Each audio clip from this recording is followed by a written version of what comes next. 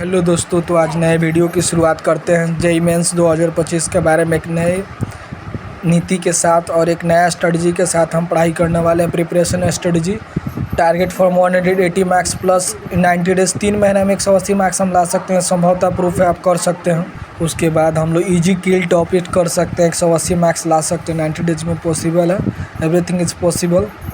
तो आप करने की प्रयास कीजिए, धैर्य, विश्वास और जज्बा के साथ आप उत्साहित कर सकते हैं इस मेहनत को। मुकाम आईआईटी तक का भी अपना सपना पूरा कर सकते हैं। जो 2022 के छात्र हैं, जेईई मेंस का भी तैयारी कर सकते हैं और फिर आईआईटी जेईई यानी जेईई एडवांस में क्वालिफाई करके थर्ड अटैम्प्ट अपना एग्ज़ाम दे सकते हैं। उसके बाद ईजी किल टॉपिक आप कर सकते हैं मैथमेटिक्स सब्जेक्ट में।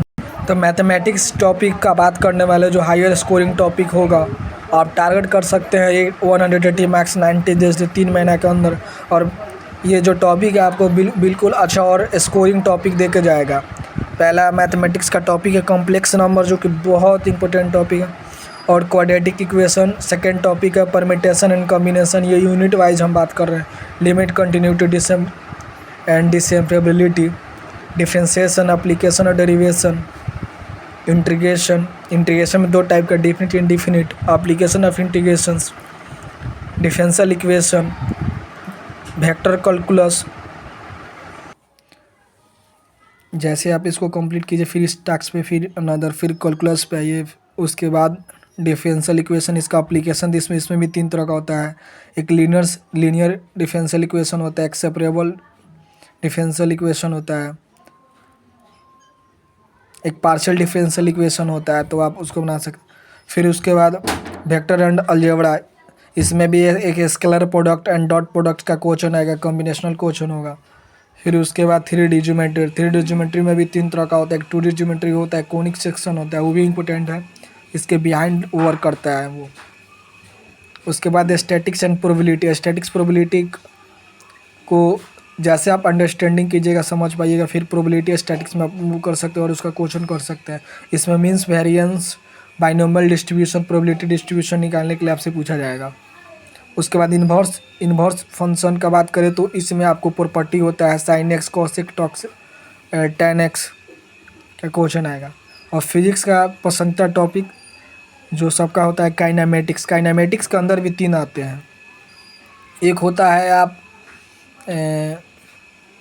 प्रोजेक्टाइल मोशन, रिलेटिव मोशन, और एक सिंपल उसको बोलते हैं जो फाइंड का, एक सिंपल मोशन टाइप का होता है जो काइनेमेटिक्स के अंदर ही वर्क करता है वो। न्यूटन्स लॉ में 3 लॉ आपसे पूछे जाएंगे, first law, second law, third law. Friction भी 3-4 टाइप का होता है, statics friction, kinetics friction, rich body, उसके बाद limiting friction, relative friction. Circular motion में यहाँ बैंकिंग रोड के बारे में निकाला जाता है, जिसका फॉर्मूला होता है tan θ/RV²/g। उसके बाद वर्क पावर एनर्जी में, तो वर्क पावर एनर्जी में आपको वर्क का फार्मूला होता है work equal to force into displacement. Energy में 2 तरह का एनर्जी आपको आएगा, एक आएगा आपको काइनेटिक एनर्जी और एक पोटेंशियल एनर्जी। पावर में 3 पावर में आपका पावर कंजम्पशन निकालने के लिए रिसोर्स फ्यू दिए रहेंगे वहाँ पे। सेंटर ऑफ मास में आपको जैसे सर्कुलर रिंग का और डिस्क का दिया जाएगा। रोटेशनल डायनेमिक्स के अंदर आपको रोटेशनल रिजिड बॉडीज़ के अंदर आप निकाल सकते हैं। इसका ग्रेविटेशनल और ये इलेक्ट्रोस्टैटिक्स एक दूसरे के बिल्कुल सेम टॉपिक है और मिलता जुलता है, बस यहाँ पे आप ग्रेविटेशनल का लॉ यूज करते हैं, तो यहाँ भी लॉ उसका यूज होता है। तो कूलम्ब्स फोर्स जो इसमें यूज करते हैं आप।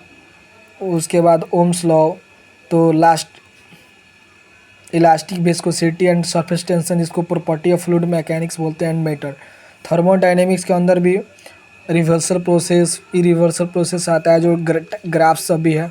काइनेटिक थ्योरी गैसियस के अंदर भी बहुत इम्पोर्टेंट टॉपिक है। Simple harmonic motion, simple harmonic motion में भी अलग अलग केस होंगे, अलग अलग कंडीशन दिए जाएंगे आपको सिचुएशन क्वेश्चन को सॉल्व करने के लिए। उसमें frequency, time table, waves, wavelength, current, electricity में ओम्स लॉ आपको। उसके बाद रजिस्टर के बारे में पढ़ना होगा, फिर सीरीज पैरेलल का क्वेश्चन आएगा, फिर इलेक्ट्रोमैग्नेटिक इंडक्शन और अल्टरनेट करंट। जो एसी करंट के बारे में उसका प्रिंसिपल, डीसी मोटर और सब। इलेक्ट्रोमैग्नेटिक वेव्स के बारे में जब आप पढ़िएगा इसका प्रॉपर्टी होता है। उसके बाद इलेक्ट्रोमैग्नेटिक रेडिएशन के बारे में इसको पढ़ना है। मॉडर्न फिजिक्स के अंदर 3 आते हैं। पहला टॉपिक आता है ड्यूअल नेचर ऑफ मैटर, यानी फोटो इलेक्ट्रिक इफेक्ट।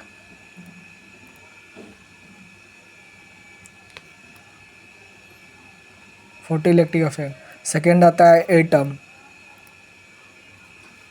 थर्ड आता है न्यूक्लियाई। और चौथा टॉपिक आता है सेमीकंडक्टर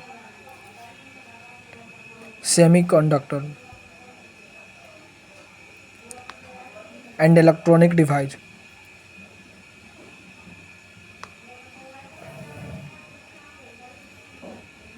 ये जितने भी रिलेवेंट टॉपिक है, जैसे आप इंजीनियरिंग कोर्स कीजिएगा तो इसमें एक टॉपिक मिलेगा आपको सेमीकंडक्टर के अंदर, आपको सब पढ़ना होगा। और फिजिक्स में भी ऑलमोस्ट आपका जो है 11th और 12th का टॉपिक मिलेगा। अब बात करते हैं केमिस्ट्री का, तो केमिस्ट्री में हम लोग तीनों देखेंगे, ऑर्गेनिक और फिजिकल दोनों। Physical chemistry, organic chemistry, inorganic chemistry. Atomic structure, उसके बाद बोर्स मॉडल्स के बारे में हम लोग पढ़ते हैं, एटम थ्योरी होगा यहाँ पे।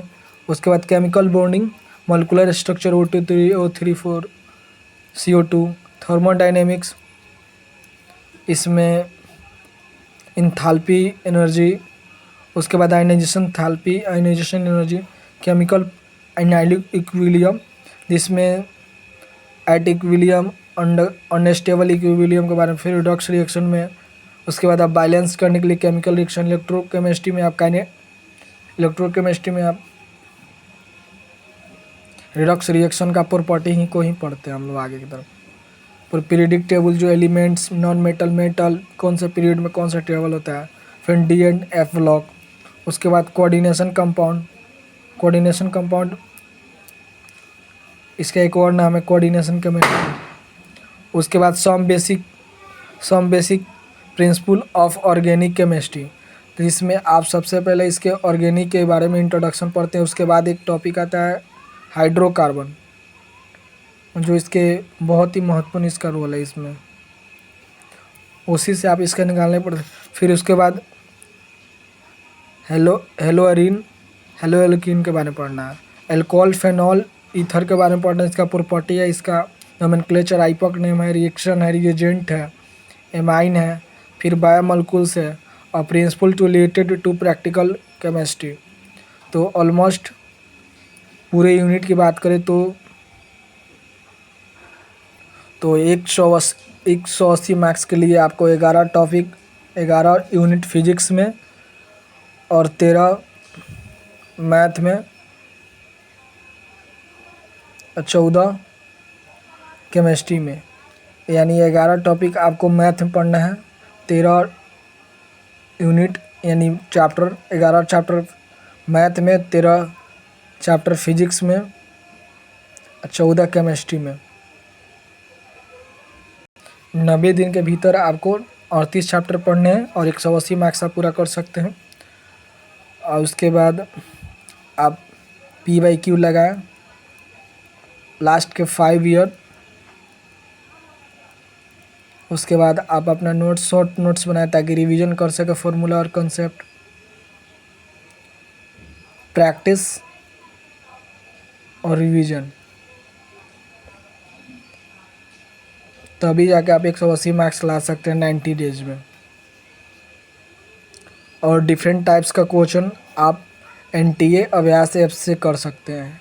NTA अभ्यास ऐप जो NTA के थ्रू बनाया गया है, वहाँ पे डिफरेंट प्रॉब्लम, डिफरेंट लेवल और शिफ्ट वाइज आप प्रॉब्लम कर सकते हैं।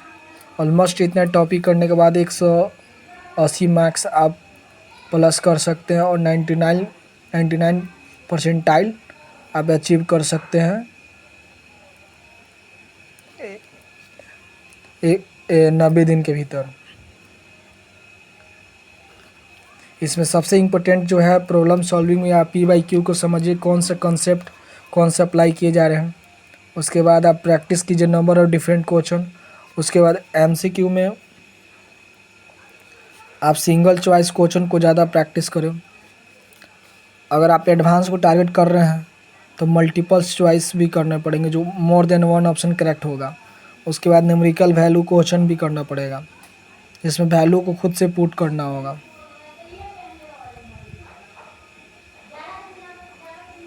और नेक्स्ट वीडियो में हम लोग जे एडवांस से रिलेटेड बात करने वाले स्ट्रेटजी लेके, ताकि आप कैसे वहाँ भी आप अच्छा कर सकते हैं स्कोरिंग। इतना टॉपिक करने के बाद फाइनली आपको मिल जाएगा आपका टारगेट और अचीव। तो इतना मार्क्स आप अचीव कर सकते हैं।